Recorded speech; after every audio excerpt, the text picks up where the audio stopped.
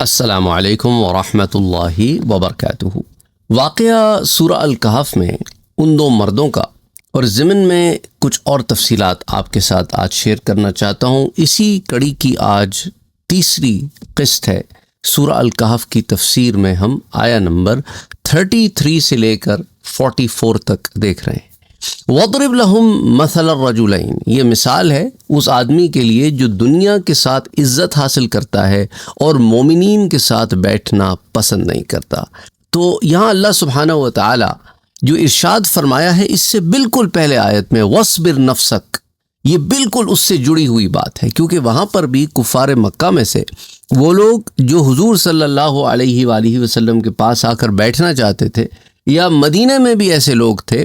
جو یہ چاہتے تھے کہ جب وہ آ کے بیٹھیں تو غریب مسلمان نہ بیٹھے ہوں۔ اور مدینہ میں اصحاب الصفہ آپ کو یاد ہوگا کہ غریب مسلمان ہیں، تو وہ نہیں چاہتے تھے کہ غریبوں کے ساتھ بیٹھیں اور عجیب و غریب سی باتیں کرتے، ان کے پاس سے ہمیں بو آتی ہے، یا کیا ہم یہاں اس سطح پر پہنچ گئے کہ ہم غلاموں کے ساتھ بیٹھیں۔ تو اللہ سبحانہ و تعالی نے جو وَاصْبِرْ نَفْسَكَ کے ساتھ اس واقعے کو ذکر فرمایا ہے، تو اس کے اندر بھی ایک بہت بڑی نشانی ہے۔ اور تفسیر قرطبی میں آتا ہے اور ان دونوں آدمیوں کے نام اور ان کے تعین میں اختلاف ہے۔ پس کلبی رحمۃ اللہ علیہ نے کہا ہے کہ یہ اہل مکہ میں سے دو مخزومی بھائی تھے، یعنی بنو مخزوم سے تعلق رکھتے تھے، اور ان کے بارے میں یہ واقعہ نازل ہے۔ ان میں سے ایک تو مومن تھا اور وہ حضرت ابو سلمہ عبداللہ بن عبد الاسد بن ہلال بن عبداللہ بن عمر بن مخزوم تھے۔ یہ حضور اکرم صلی اللہ علیہ وآلہ وسلم کے رضاعی بھائی بھی تھے، اور انہی کی بیوی تھی ام سلمہ، کہ جب ابو سلمہ کا انتقال ہو گیا تو ام سلمہ جو ہے وہ حضور اکرم صلی اللہ علیہ وآلہ وسلم کی زوجیت میں آ کر ام المومنین بنی۔ تو ام سلمہ کی خاوند نے حضور صلی اللہ علیہ وآلہ وسلم کی رسالت کو قبول کر لیا تھا، اور دوسرا کافر تھا، اور وہ تھا اسود بن عبد الاسد، اس کا تعلق بھی بنو مخزوم سے تھا۔ تو اس واقعے کی طرف جو نشانی کی ہے نا علامہ کلبی رحمۃ اللہ علیہ نے، تو اس کو معالم التنزیل کی جلد 3 صفحہ 566 پر بیان کیا گیا ہے۔ اچھا، ان دونوں بھائیوں کا ذکر جو ہے وہ سورہ صافات میں بھی یوں آتا ہے کہ قال قائل منہم انی کان لی قرین، تو سورہ صافات کے تحت جو ہے یوں ذکر کیا گیا۔ اچھا، ان دونوں میں سے ہر ایک کو 4000 دینار وراثت میں ملے تھے، بس ان میں سے ایک نے اپنا مال اللہ کی راہ میں خرچ کر دیا، اور اس نے اپنے بھائی سے کسی چیز کا مطالبہ کیا تو پھر اس نے کہا جو کہا۔ بہرحال اسے ثعلبی اور قشیری رحمۃ اللہ علیہ دونوں نے اس واقعے کو یوں ذکر کیا گیا ہے۔ اچھا، اور یہ بھی کہا گیا ہے کہ یہ آیت حضور صلی اللہ علیہ وآلہ وسلم اور اہل مکہ کے بارے میں نازل ہوئی، اور یہ بھی کہا گیا ہے کہ اللہ کے ساتھ ایمان لانے والے تمام لوگ اور کفر کرنے والے تمام لوگوں کی مثال ہے۔ اور یہ بھی کہا گیا کہ یہ عیینہ ابن حصن اور اس کے ساتھیوں کی حضرت سلمان، حضرت صہیب اور ان کے ساتھیوں کے ساتھ مثال کا بیان ہے۔ اللہ تعالیٰ نے انہیں بنی اسرائیل کے 2 آدمیوں کے ساتھ تشبیہ دی ہے، اور وہ دونوں بھائی تھے۔ ان میں سے ایک مومن تھا اور اس کا نام یہوذا تھا، اور یہ حضرت عبداللہ ابن عباس کے قول کے مطابق ہے، اور حضرت مقاتل کہتے ہیں کہ اس کا نام تملیخہ تھا، اور دوسرا کافر تھا اور اس کا نام قرطوش تھا، جیسا کہ معالم التنزیل کی جلد نمبر 3 صفحہ 566 پر آتا ہے۔ اور یہی وہ دونوں ہیں جنہیں اللہ نے سورہ الصافات میں بھی بیان فرمایا ہے۔ اور اسی طرح محمد بن حسن المقری نے ذکر کیا اور کہا ہے کہ ان دونوں میں سے جو نیک اور اچھا تھا اس کا نام تملیخہ تھا، اور دوسرے کا نام قرطوش تھا، اور یہ دونوں شریک تھے۔ پھر انہوں نے مال تقسیم کر لیا تو ہر ایک کے حصے میں 3000 دینار آئے، بس ان میں سے مومن نے 1000 کے غلام خریدے اور انہیں آزاد کر دیا، اور دوسرے 1000 کے عوض کپڑے خریدے اور ننگوں کو پہنا دیے، اور تیسرے 1000 کے عوض کھانا خریدا اور بھوکوں کو کھلا دیا، اور مساجد بنائیں اور نیکی اور خیر کا عمل کیا۔ اور رہا دوسرا تو اس نے اپنے مال کے عوض خوشحال اور مالدار عورتوں سے نکاح کیا، اور چوپائے اور گائیں خریدیں، اور ان سے ان کے بچے حاصل کیے، تو اس طرح ان میں اس کے لیے خوب اضافہ ہو گیا، اور باقی ماندہ مال کے ساتھ اس نے تجارت کی اور اسے نفع حاصل کیا، یہاں تک کہ مال و دولت میں اپنے ہم اسروں سے آگے بڑھ گیا۔ اور پہلے آدمی کو کوئی حاجت پیش آ گئی تو اس نے ارادہ کیا کہ وہ اپنے آپ کو کسی باغ میں خدمت کے لیے خدمت پر دے دے، تاکہ وہ اس کی خدمت کرتا رہے گا۔ تو اس نے کہا کہ اگر میں اپنے شریک اور اپنے ساتھی کے پاس جاؤں اور اس سے پوچھوں کہ وہ مجھے اپنے کسی باغ میں خدمت کے لیے اجرت پر رکھ لے تو مجھے امید ہے کہ وہ میرے لیے زیادہ نفع بخش اور مفید ہوگا۔ تو چنانچہ وہ اس کے پاس آیا تو موٹے پردوں اور رکاوٹوں کی وجہ سے وہ اس تک نہ پہنچ سکا، لیکن جب اس پر داخل ہوا اور اسے پہچانا اور اپنی حاجت اور ضرورت کا اس کے سامنے ذکر کیا تو اس نے اس سے کہا کہ کیا میں نے تجھے مال نصف کر کے دے نہیں دیا تھا؟ تو نے اپنے مال کے ساتھ کیا کیا؟ اس نے کہا میں نے اس کے عوض اللہ سے وہ کچھ خرید لیا جو اس سے بہتر اور اچھا اور باقی رہنے والا ہے۔ تو اس نے کہا کہ کیا تو یقینی تصدیق کرنے والوں میں سے ہے؟ میں خیال نہیں کرتا کہ قیامت قائم ہونے والی، اور میں تجھے تو فقط ایک احمق اور بے وقوف شخص کی صورت میں دیکھ رہا ہوں، اور میرے پاس تیری بے وقوفی کی جزا صرف یہی ہے کہ میں تجھے محروم کروں، تجھے شرمندہ کروں، پشیمان کروں۔ تو کیا تو نہیں دیکھتا کہ جو کام میں نے اپنے مال کے ساتھ کیا ہے، دیکھ میں کتنا خوشحال ہوں، کتنا دولت مند ہوں، یہ سارا کچھ تیرے سامنے ہے، یہ میں نے کمایا ہے، اور تو نے بے وقوفی کی ہے۔ تو بہتر یہ ہے کہ تو میرے پاس سے چلا جا۔ پھر اس دولت مند آدمی جس کو اپنے غنا اور دولت مندی کا بڑا غرور و تکبر تھا، اسے اللہ نے قرآن میں ذکر کیا کہ پھر اس کے پھل کا سارا کچھ معاملہ جو بھی اس کی تھی اس کو بیان کرنے کے بعد کہا کہ پھر اللہ نے اس پر عذاب نازل کیا اور اس کی جو کچھ تھا سب کچھ تباہ و برباد کر کے رکھ دیا، اور یہ آسمان سے عذاب آیا تھا۔ اور سالبی نے قصہ دوسرے الفاظ میں ذکر کیا، اور معنوی اعتبار سے یہ دونوں قریب ہیں۔ حضرت عطا نے بیان کیا کہ وہ دونوں شریک تھے، بزنس پارٹنرز تھے، اور ان کے 8,000 دینار تھے، اور یہ بھی کہا گیا کہ وہ دونوں اپنے باپ کی طرف سے اس کے وارث بنے تھے، اور وہ دونوں بھائی تھے، اور انہوں نے اسے تقسیم کر لیا۔ تو ان میں سے ایک نے 1,000 کے بدلے زمین خرید لی، تو اس کے ساتھی نے کہا کہ اللہ بے شک فلاں نے 1,000 دینار کے عوض زمین خریدی، اور میں تجھ سے 1,000 دینار کے عوض جنت میں زمین خریدتا ہوں۔ بس اس نے وہ مال صدقہ کر دیا۔ پھر اس کے ساتھی نے 1,000 دینار کے عوض گھر بنایا، تو اس نے کہا کہ اے اللہ بے شک میں فلاں نے 1,000 دینار کے عوض گھر بنایا ہے، اور میں تجھ سے 1,000 دینار کے عوض جنت میں گھر خریدتا ہوں۔ پھر 1,000 دینار صدقہ کر دیا۔ پھر اس کے جو ساتھی تھا اس نے عورت کے ساتھ شادی کی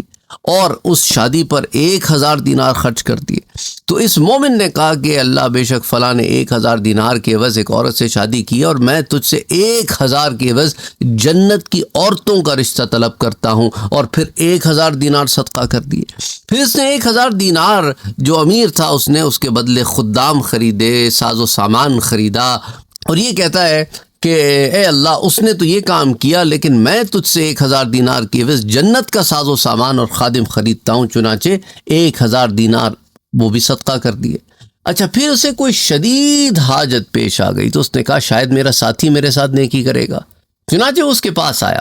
اور اس نے کہا کہ تیرے مال کو کیا ہو گیا؟ تیرے پاس بھی اتنا ہی مال تھا جتنا میرے پاس تھا، دیکھ میں کہاں سے کہاں پہنچ گیا، اور تجھے اتنی چھوٹی سی مشکل آئی ہے جو تیرے لیے شدید مشکل بن گئی ہے۔ تو پھر اس مومن نے سارا واقعہ اس کو کہہ سنایا، تو اس نے کہا بلا شبہ تو ان لوگوں میں سے ہے جو آخرت پر ایمان رکھتا ہے، میں تجھے کچھ نہیں دوں گا۔ تو پھر اللہ سبحانہ و تعالی نے آسمان سے اس کے ساتھ جو کیا سو کیا، لیکن یہ جو نیک آدمی تھا اس نے کہا کہ دیکھ آسمان والے خدا کی میں عبادت کرتا ہوں۔ اس نے کہا ہاں مجھے پتہ ہے تو آسمان والے خدا کی عبادت کرتا ہے، لیکن میں صرف بت کی پرستش کرتا ہوں۔ تو اس کے ساتھی نے کہا قسم بخدا میں یقیناً اسے نصیحت کروں گا۔ پس اس نے واعظ و نصیحت کی اور اسے یاد دلایا اور اسے خوف زدہ کیا۔ تو اس نے کہا کہ ہمارے ساتھ چل، ہم مچھلی کا شکار کریں گے، پس جس نے زیادہ مچھلیاں پکڑ لیں تو وہ حق پر ہوگا۔ تو اس نے کہا اچھے سے کہا کہ اچھا ہے میرے بھائی، بے شک دنیا اللہ کے نزدیک بہت حقیر ہے، اس سے کہ وہ اسے نیکی اور احسان کرنے والوں کے لیے اجر و ثواب بنائے۔ تو کہنے لگا کہ میں تو اس کے ساتھ نکلنے کو ناپسند کرتا ہوں۔ بہرحال اللہ سبحانہ و تعالیٰ نے دونوں کو ابتلا میں ڈال دیا۔ جو کافر تھا وہ اپنا جال پھینکتا اور ساتھ اپنے بت کا نام لیتا تو اس میں اچھلتی کودتی مچھلیاں آ جاتی، اور مومن اپنا جال پھینکتا اور اس پر اللہ کا نام لیتا تو اس کے لیے اس میں سے کوئی چیز نہیں آتی۔ تو اس نے اس کو کہا کہ تو دیکھ رہا ہے میں دنیا میں اپنا حصہ، مرتبہ اور ہر لحاظ سے قوت کے اعتبار سے تجھ سے زیادہ ہوں، اسی طرح آخرت اگر قائم ہو بھی گئی نا تو میں وہاں پر بھی تجھ سے افضل ہی ہوں گا۔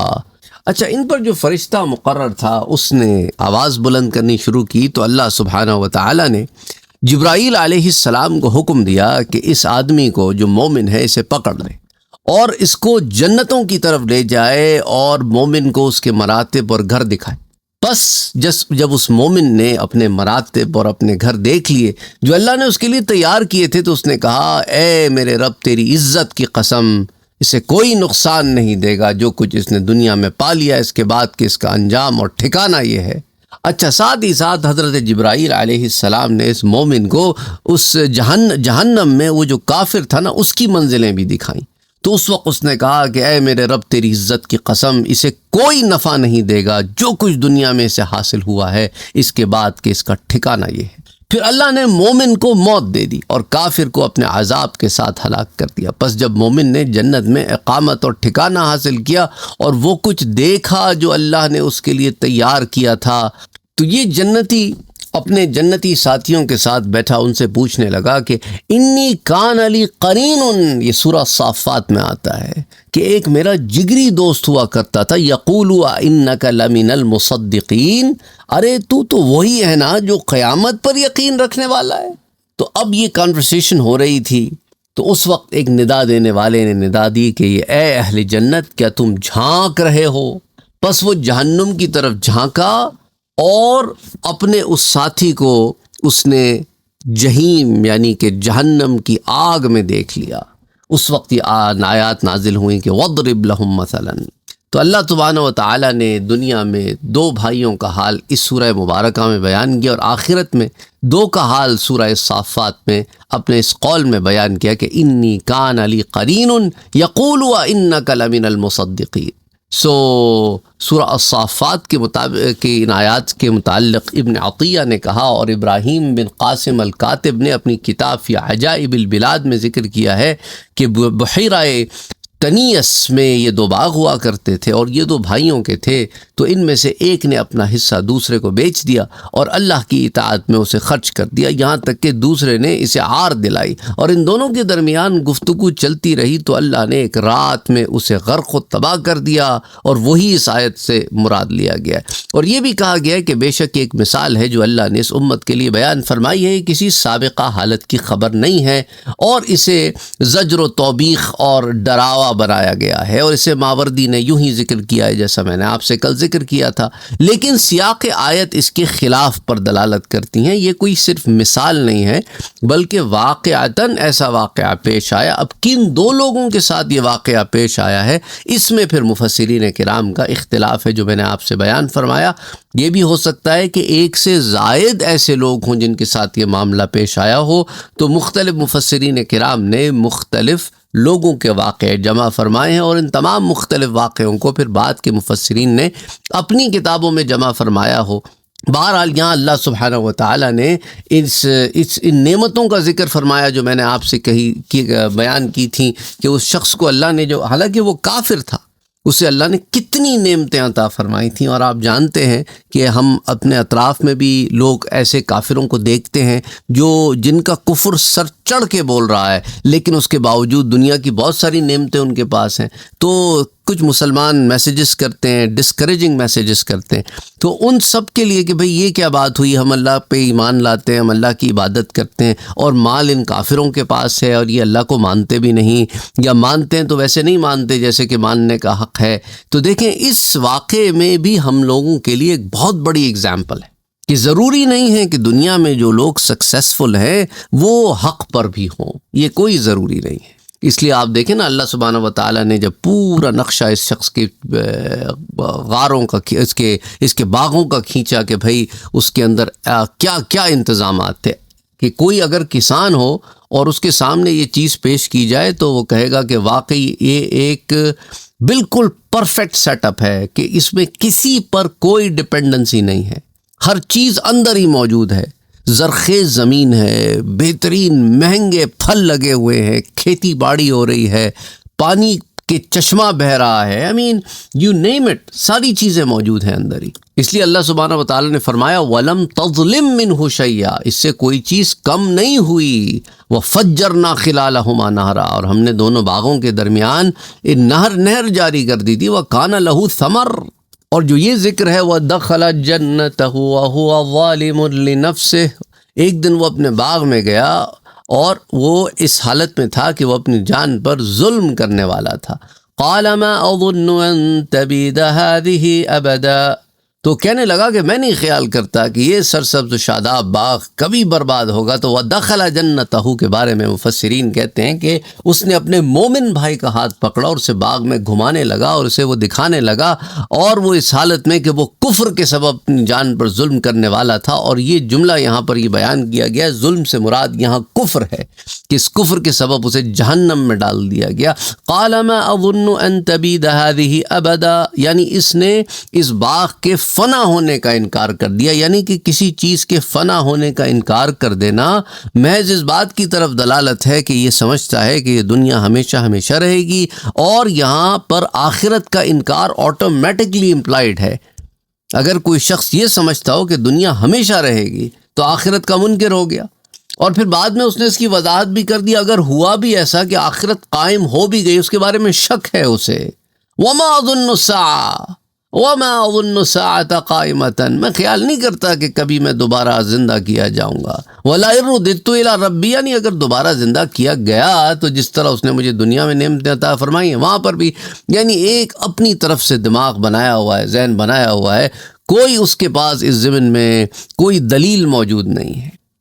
تو اس وجہ سے مومن بھائی نے اس کی اس طرف نشاندہی فرمائی کہ تو اللہ کے ساتھ کفر کرتا ہے، اللہ کے ساتھ کفر کرتا ہے جس نے تجھے بنایا ہے۔ اکفرت بالذی، تو اس ذات کا انکار کرتا ہے جس نے تجھے سارا کچھ عطا کیا۔ یعنی اس سے یہ بات بھی یہاں سے ثابت ہو جاتی ہے کہ وہ جو شخص تھا وہ نہ صرف کہ آخرت کا منکر تھا، وہ اللہ کا بھی منکر تھا، وہ اللہ پر بھی ایمان نہیں لاتا تھا، وہ اللہ کے ساتھ شریک کرتا تھا۔ اسی لیے تو اس کے ساتھی نے یہ مومن تھا کہا میں اپنے رب کے ساتھ کسی کو شریک نہیں کرتا، میں تیرے مثل نہیں ہوں۔ یہ دنیا کی جتنی بھی چیزیں ہیں یہ کوئی دلیل نہیں ہے کسی کے حق پہ ہونے کی یا باطل پہ ہونے کی، یہ دنیاوی چیزیں ہیں، ٹیمپرری چیزیں ہیں۔ اور اس کو پھر اللہ نے اس واقعے کے آخر میں ثابت بھی کر دیا کہ یہ ٹیمپرری چیز ہے، واقعی ختم کر دیا، وہ مال سارا ختم ہو گیا اس کا، وہ جو محلوں میں بیٹھا تھا سڑک پہ آ گیا۔ پھر اسے اس کے مومن دوست نے اسے یہ بھی کہا کہ دیکھو چاہیے تو یہ تھا کہ جب تم اپنے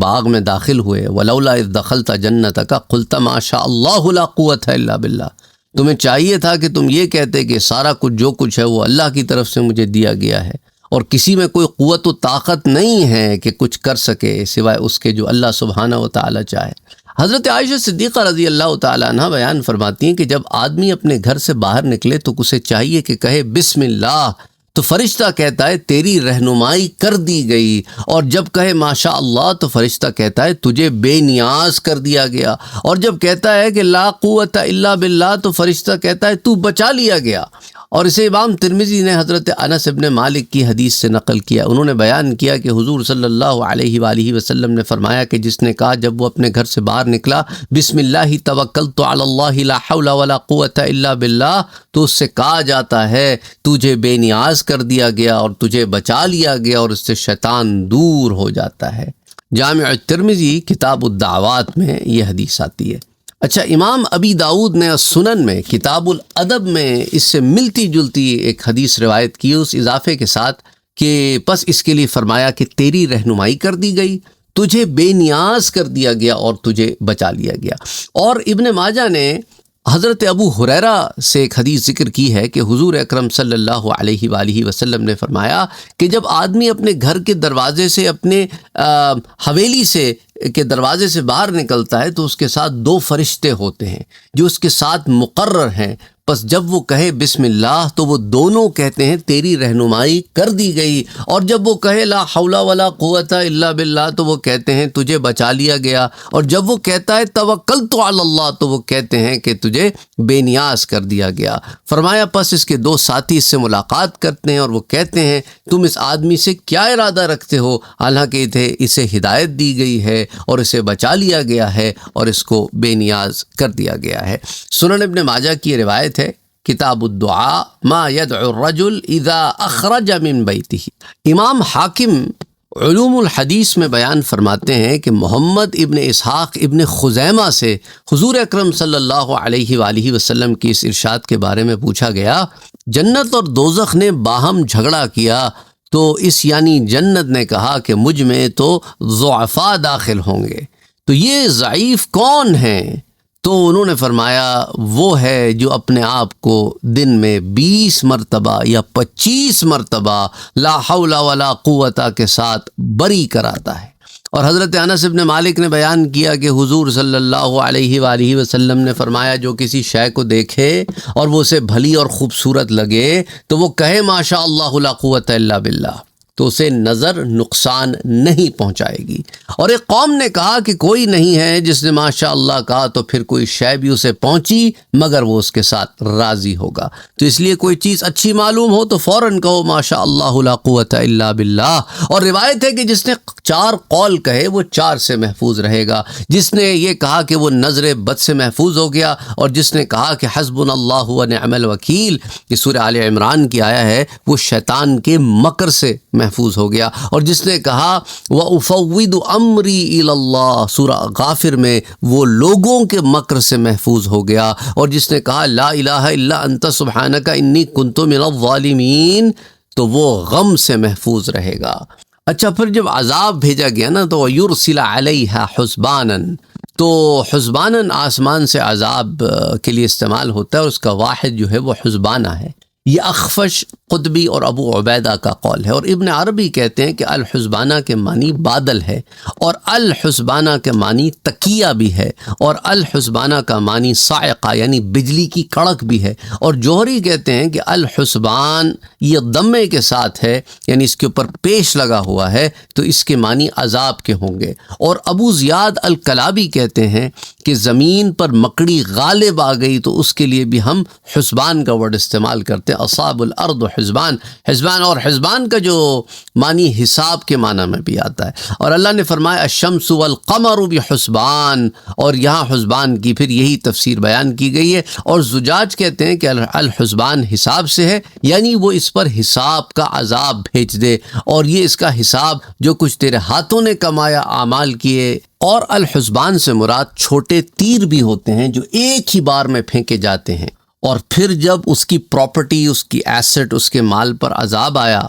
اور سارا کے سارا باغ اجڑ گیا، اوندھا پڑا رہ گیا، اس کے لیے تباہی و بربادی آ گئی، تو اب ہاتھ ملنے لگا وَيَقُولُ يَا لَيْتَنِي لَمْ أُشْرِكْ بِرَبِّي أَحَدًا، تو یعنی کاش میں نے نعمتوں کو پہچانا ہوتا جو اللہ نے مجھ پر فرمائی، اور میں یہ پہچانا ہوتا اگر تو یہ اللہ کی قدرت سے ہیں، یہ سارا کچھ میرے اندر آ گیا ہوتا تو میں اپنے رب کے ساتھ کفر نہ کرتا۔ اور یہ اس کی طرف سے اس وقت ندامت کا اظہار ہے جس وقت ندامت اسے کوئی فائدہ نہیں پہنچا سکتی تھی۔ تو پھر اللہ نے آیا 44 میں فرمایا کہ ہنالک الولایۃ للہ الحق هو خیر ثوابا وخیر عقبا، یہاں سے ثابت ہوا کہ سارا اختیار اللہ کے لیے ہے جو سچا ہے، بہتر ثواب دینے والا ہے، اسی کے ہاتھ میں، اسی کی دست قدرت میں بہتر انجام ہے۔ انشاءاللہ آیہ نمبر 45 کی تفسیر پھر ہم اگلے درس میں دیکھتے ہیں۔ وما علینا الا البلاغ۔